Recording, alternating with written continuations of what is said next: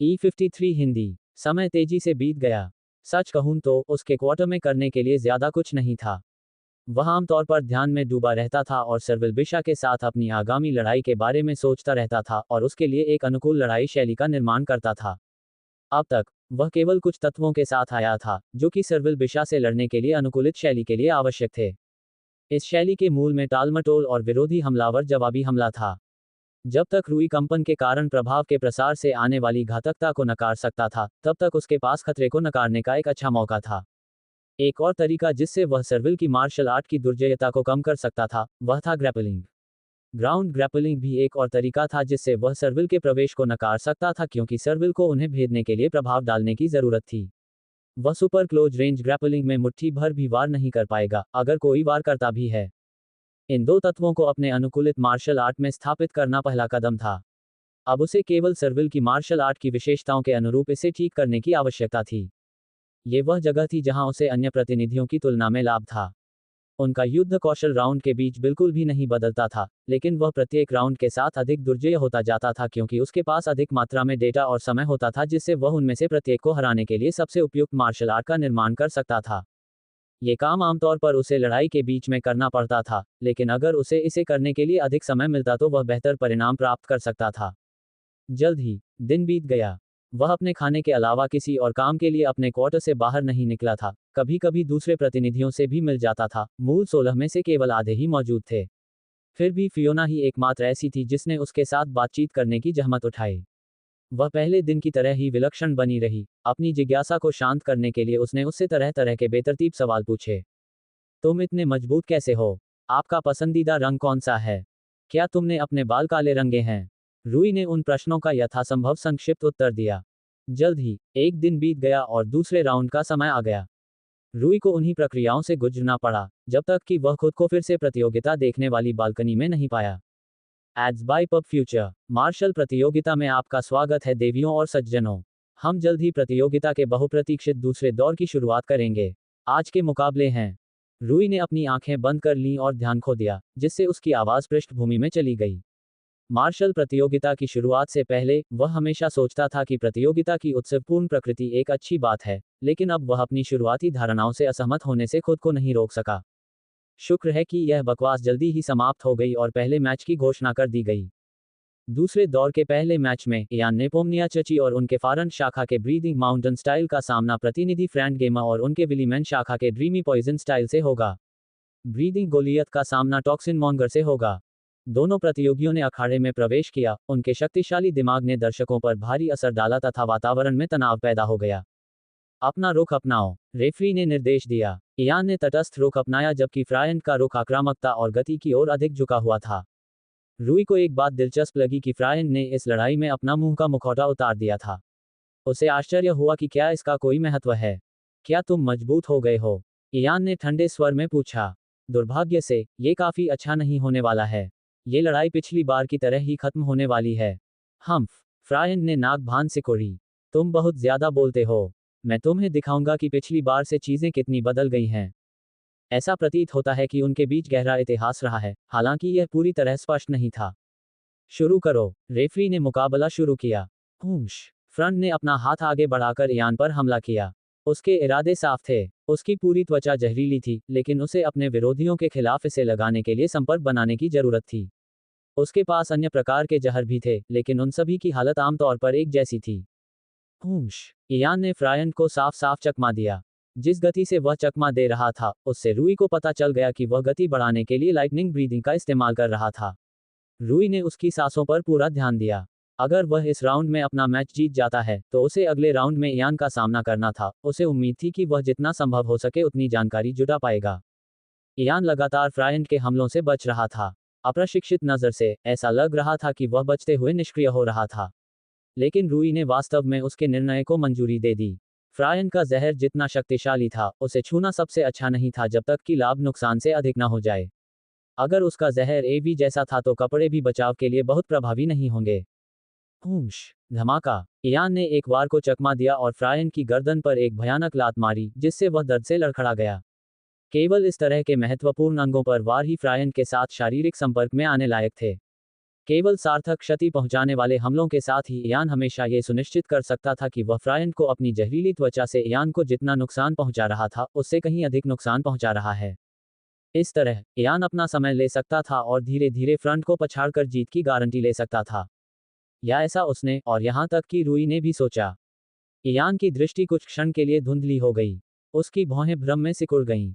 क्या उसका जहर मुझ पर पहले से ही असर कर रहा है? इयान ने अविश्वसनीय रूप से सोचा। लेकिन इसका कोई मतलब नहीं है। उसका जहर पिछले दौर में इतना शक्तिशाली और तेज नहीं था। ऐसा कोई तरीका नहीं है कि उसने 24 घंटों के भीतर इसे अपग्रेड किया हो। वह हल्के से लड़खड़ाया क्योंकि उसे एहसास हुआ कि उसकी संतुलन की क्षमता भी धीरे धीरे प्रभावित होने लगी थी।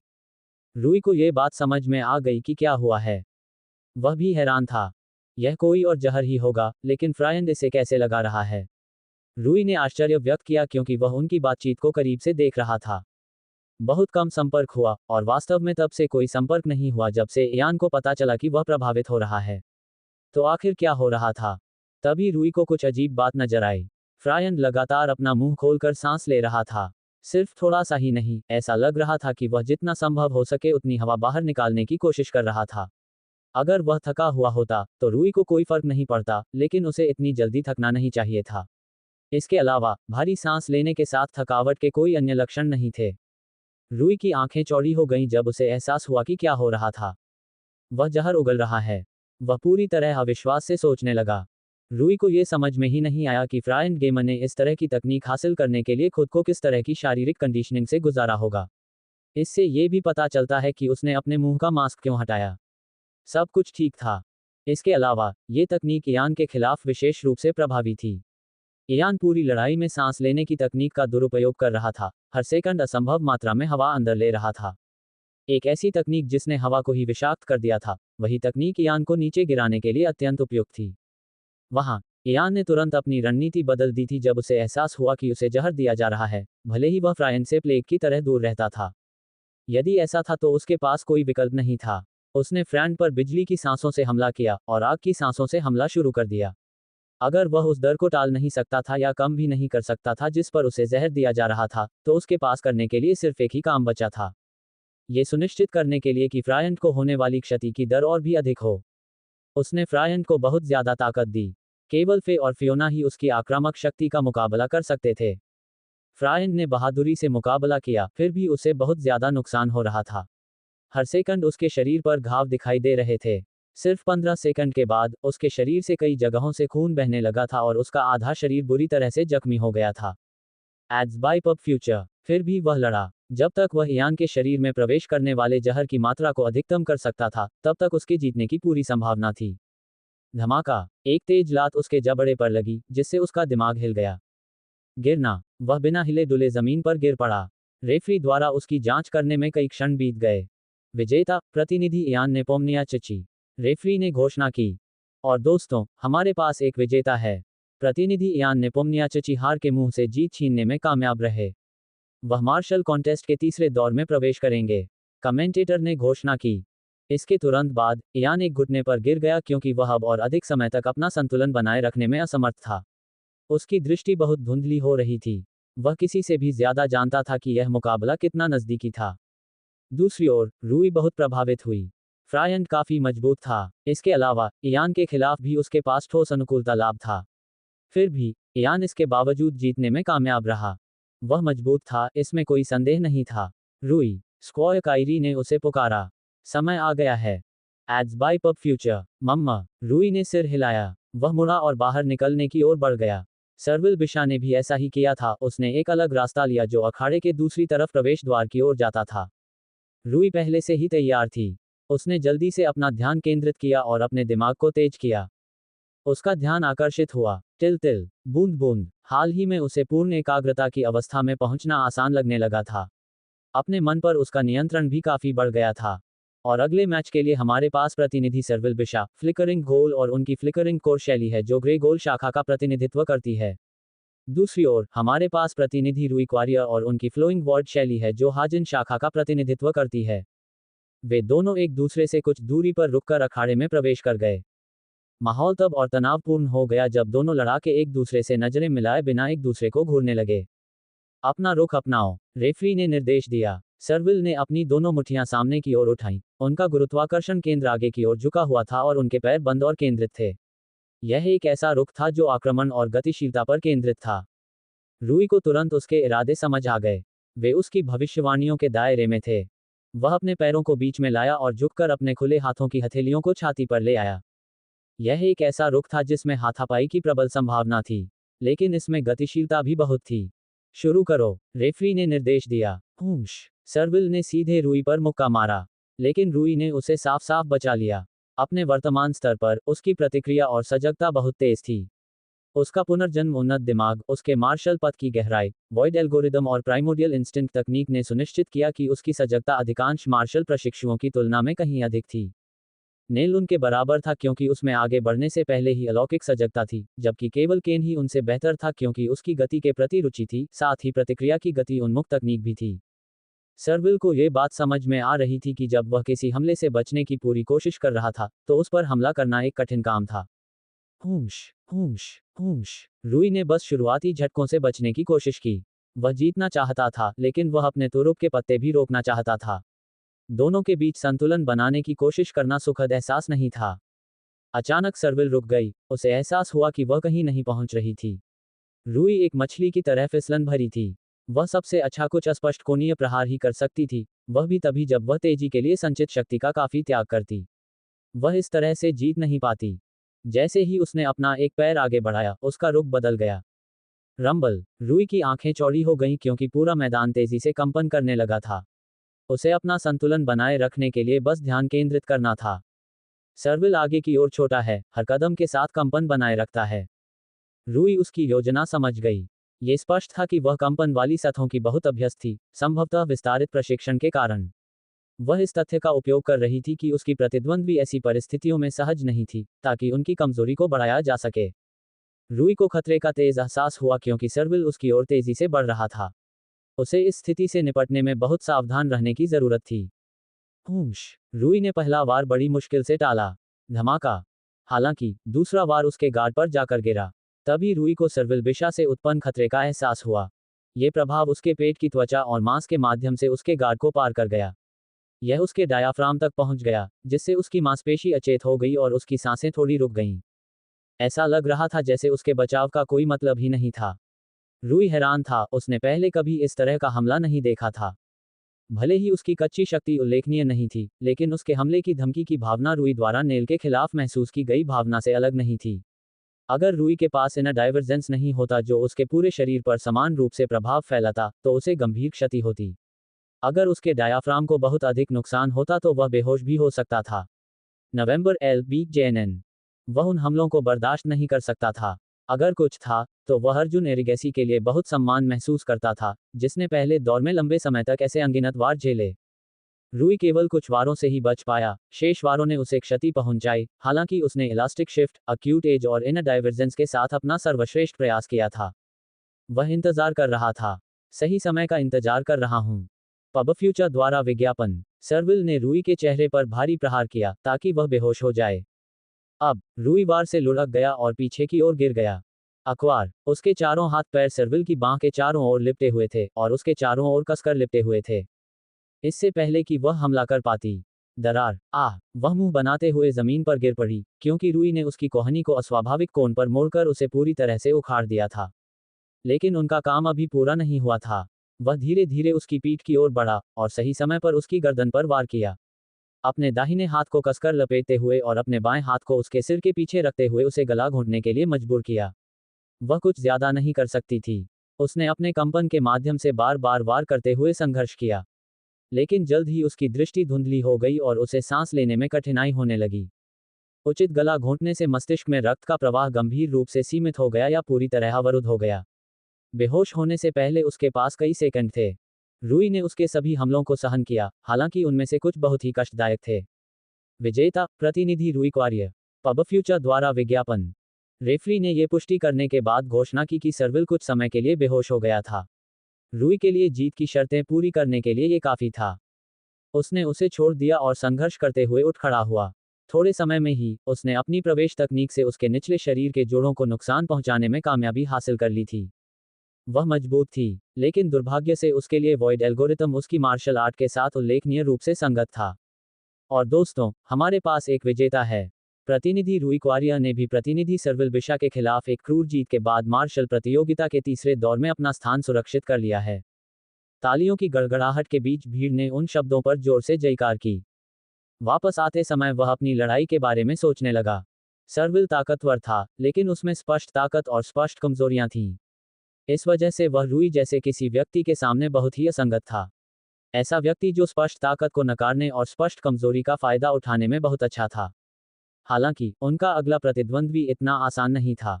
इयान नेपोम्नियाक्ची बेहद मजबूत थे और उन्होंने शायद अभी तक अपने सभी पत्ते भी नहीं दिखाए थे। इससे रूई उससे सावधान हो गया क्योंकि उसे नहीं पता था कि इयान के पास और क्या है। हालांकि भले ही उसने किसी तरह वह सब कुछ बता दिया हो जो वह कर सकता था, फिर भी वह एक अविश्वसनीय रूप से मजबूत खतरा था। रूई ने अपना सिर हिलाकर मामले को खारिज कर दिया। उसके पास इस मामले पर बाद में विचार करने के लिए पर्याप्त समय था। एआई ट्रेडिंग सहायक, आपकी उंगलियों पर सटीक स्टॉक विश्लेषण, 100% निःशुल्क स्टॉक विश्लेषण और शेयर मूल्य पूर्वानुमान। उसने देखने की बालकनी वापस कर दी। बहुत बढ़िया, स्क्वायर कायरी ने बधाई दी। आपने बहुत बढ़िया कहा, डायलन ने अंगूठा दिखाया। इसमें कोई संदेह नहीं है, बेशक मेरे शानदार मार्गदर्शन के लिए धन्यवाद। रूई ने उसकी बात को नजरअंदाज करते हुए मैदान पर ध्यान केंद्रित किया। अगला मैच बस शुरू होने ही वाला था। इस मैच का नतीजा उसके लिए सबसे दिलचस्प था। अगली लड़ाई की ओर बढ़ते हुए, हमारे पास फ्रिट्जर शाखा की प्रतिनिधि फेलिसिया एर्नांड और उनकी ब्लेजिंग फ्यूरी स्टाइल है। दूसरी ओर हमारे पास फेलन शाखा का प्रतिनिधित्व करने वाली प्रतिनिधि मियामाट और उनकी इको ब्लास्ट स्टाइल है। दोनों महिलाएं मैदान में उतरी, एक दूसरे के सामने खड़ी हुईं। वे अविश्वसनीय रूप से दृढ़ निश्चयी थीं और यह न केवल उनके चेहरे पर बल्कि उनके द्वारा वातावरण में फैलाए गए भारी आभा से भी झलक रहा था। अपना रुख अपनाओ, रेफरी ने निर्देश दिया। फेलिशिया ने अपनी आक्रामक ग्रैपलिंग मुद्रा अपना ली, जबकि मिया भी अपनी अजीब मुद्रा पर लौट आई, जो उसके अच्छे हमलों को सुविधाजनक बनाने पर केंद्रित थी।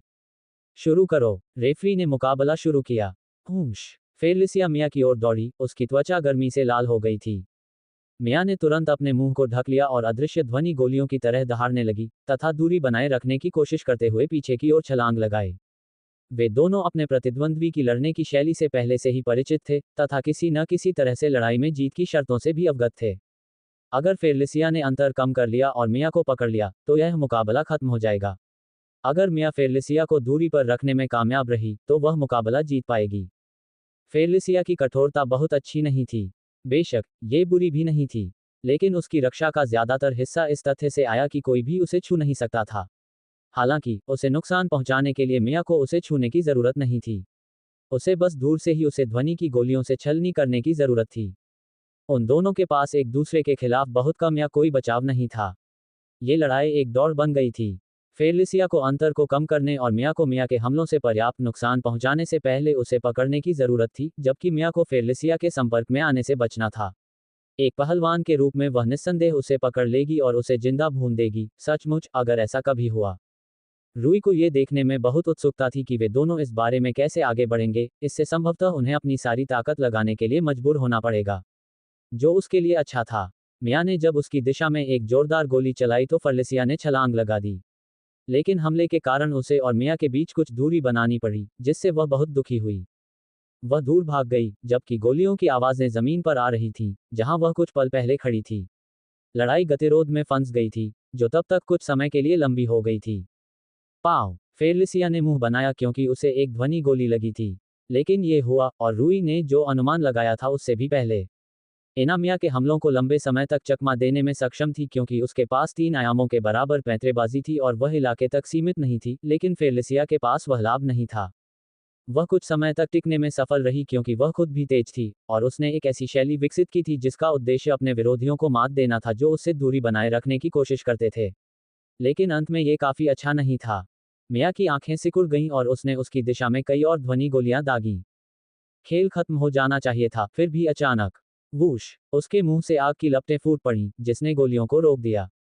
हालांकि लपटें ठोस नहीं थीं और ध्वनि गोलियों के मार्ग में बाधा नहीं डाल सकती थीं, फिर भी किसी तरह ध्वनि प्रक्षेप्य उसकी लपटों से काफी हद तक दूर हो गए। रूई ने इस दृश्य को बड़ी उत्सुकता से देखा। उसकी लपटों ने माध्यम के रूप में हवा का तापमान बढ़ा दिया था, जिससे ध्वनि तरंग काफी हद तक बाधित हो गई थी। उसे पहले यकीन नहीं था कि फेलिसिया की लपटें करतब दिखाने में सक्षम होंगी, लेकिन ऐसा लग रहा था कि उसकी लपटें वास्तव में काफी शक्तिशाली थीं। भले ही ध्वनि अपने माध्यम के व्यवधानों के लिए विशेष रूप से कमजोर थी, लेकिन वह उसकी करतब से काफी प्रभावित था। वह अंततः रास्ता खोजकर अंदर पहुंची और काफी करीब पहुंच गई। जब मिया ने फेलिशिया को घेरने से रोकने के लिए उस पर और अधिक ध्वनि गोलियां चलाने की कोशिश की, तो उसने आग की एक और दीवार छोड़ दी। फिर भी यह व्यर्थ था। ध्वनि गोलियों के बिखरने के बाद फेलिसिया अपनी लपटों से बाहर निकली। वह मिया की ओर दौड़ी, उसे गिराने के लिए दौड़ी। उसे आश्चर्य हुआ कि मिया ने भागने या बचने की कोशिश नहीं की, बल्कि वह स्वयं ही आगे बढ़ी और फेलिसिया पर एक हथौड़ा फेंका। ऐसा प्रतीत होता है कि वह उसे बेहोश करना चाहती थी। पब फ्यूचर द्वारा विज्ञापन। हूश। फेलिसिया ने शांति से अपना सिर हिलाया, वार से बचते हुए। जैसे ही वह उसके पास पहुंची, बैंग NOVAIL.com। एक तेज आवाज कोलोसियम में गूंजी, जिससे सभी के कान दुखने लगे। मैदान में नीचे फेलिसिया जमी हुई थी, मिया से कुछ इंच की दूरी पर। मिया का दाहिना हाथ फेलिसिया के कान के पास था। उसकी उंगलियां तड़कने की मुद्रा में थीं। गिरना। फेलिसिया जमीन पर गिर पड़ी और उसके दाहिने कान से खून बहने लगा। रूई की आंखें चौड़ी हो गईं, क्योंकि उसने वास्तव में जो कुछ हुआ था, उसे देखा था। फेलिसिया के हमले से बचने के बाद, मिया ने अपनी मुठ्ठियां खोली और फेलिसिया के कान के ठीक बगल में अपनी उंगली चिपकाई। रूई ने अनुमान लगाया कि उसने एक ऐसी तकनीक का इस्तेमाल किया होगा जिससे चटकाने से असाधारण मात्रा में ध्वनि उत्पन्न होती है। ध्वनि के कारण फेलिसिया के कान का पर्दा फट गया और इसके परिणामस्वरूप उसे बहुत अधिक चोट पहुंची, जिससे वह बेहोश हो गई। गिरना। मिया घुटनों के बल गिर गई और उसकी बाहें उसके कानों पर टिक गईं।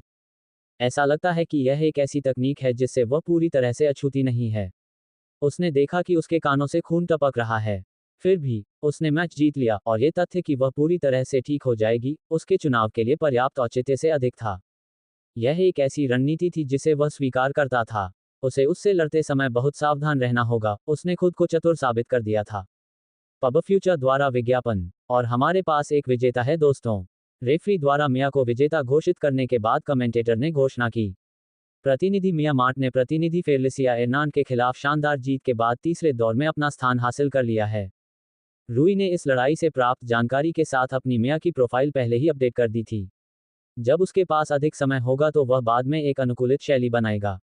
इसके अलावा, उसे यकीन नहीं था कि अगर वह अपना अगला मैच जीत भी गया तो भी वह उससे लड़ेगा। उसे अभी भी अगले मैच के विजेता से लड़ना था।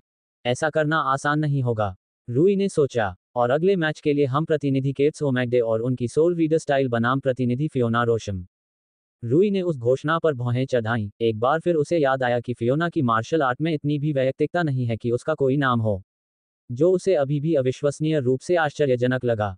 अपना रुख अपनाओ, रेफरी ने निर्देश दिया। केट्स ने तटस्थ रुख अपनाया, जबकि फियोना ने एक बार फिर कोई रुख अपनाने की जहमत नहीं उठाई। फिर भी रूई को महसूस हो रहा था कि वह दिखावा नहीं कर रही थी, न ही वह कृपालु हो रही थी।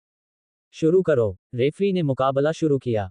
हूश। फियोना ने काइट्स पर बहुत तेज गति से हमला किया और अविश्वसनीय रूप से शक्तिशाली हमला किया। फिर भी यह मुकाबला पिछली बार की तरह आसानी से नहीं हुआ। केट्स ने उसका वार बड़ी सफाई से टाल दिया, जिससे सभी लोग आश्चर्यचकित हो गए। बेशक, रूई के लिए नहीं। उसने पहले से ही केट्स की भविष्यवाणी करने की क्षमता को पहचान लिया था।